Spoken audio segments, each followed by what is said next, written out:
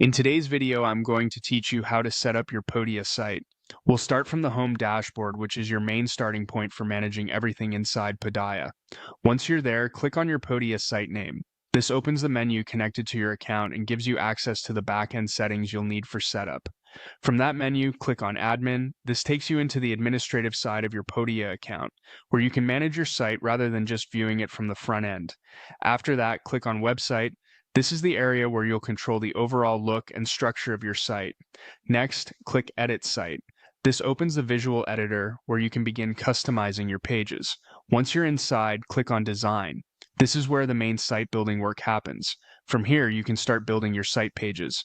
To customize your homepage, use the page navigation menu in the upper left corner.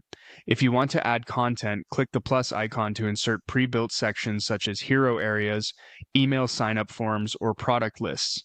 These ready-made blocks help speed things up and keep your layout clean.